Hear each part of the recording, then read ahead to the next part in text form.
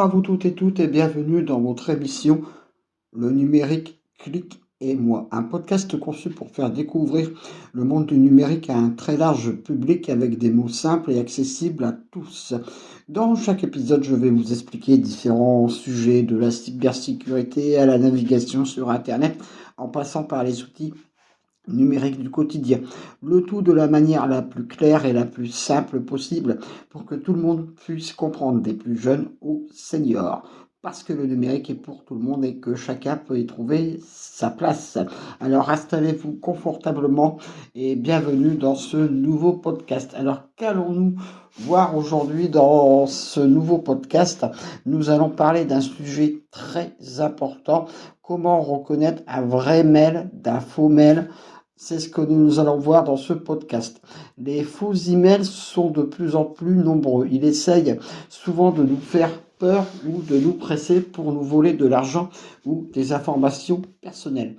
La bonne nouvelle, c'est que quelques astuces simples suffisent pour les repérer. Prenez votre temps, tout va être expliqué calmement et en grande confiance. Qu'est-ce qu'un faux email?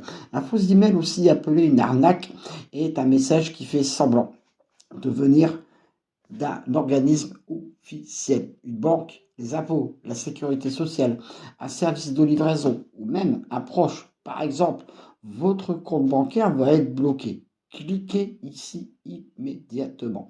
En réalité, ce message ne vient pas de votre banque. Il est envoyé par des personnes mal intentionnées. Premier signe pour reconnaître un email frauduleux. L'adresse email est étrange. Regardez toujours l'adresse de l'expéditeur, pas seulement le nom. Par exemple, le vrai service@votrebanque.fr.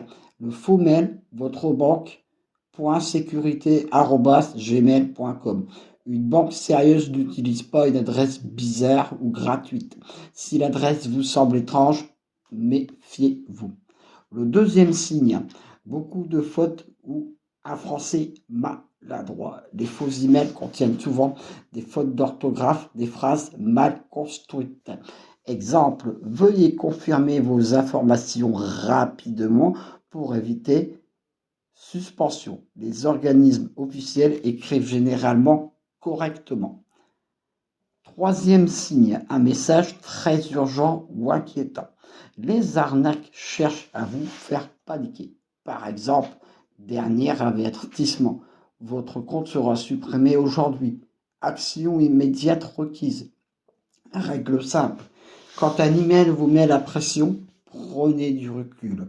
Les vrais services ne menacent pas par email.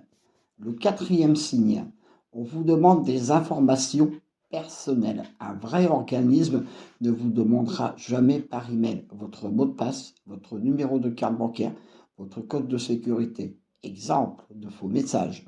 Merci de confirmer votre numéro de carte bancaire pour sécuriser votre compte. Ne répondez jamais à ce type de demande. Et le cinquième signe, un lien ou une pièce jointe suspecte. Les faux emails contiennent souvent un lien sur lequel cliquer, une pièce jointe à ouvrir.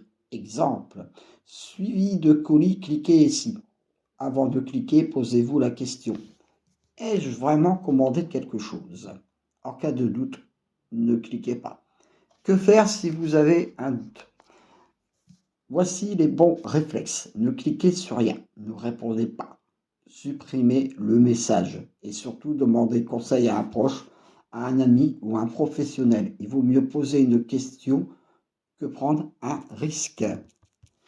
Conclusion rassurante. Pour terminer, souvent, une chose importante, tout le monde peut recevoir un faux email.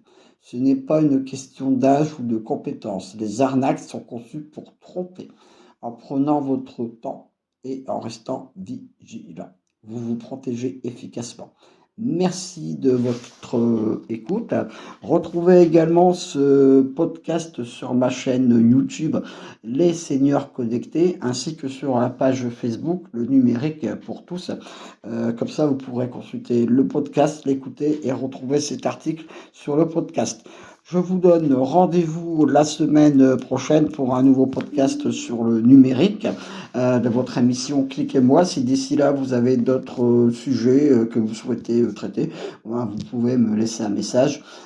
J'y reviendrai très très vite. Je vous souhaite une très très bonne semaine et surtout restez bien connectés en toute sécurité. À la semaine prochaine.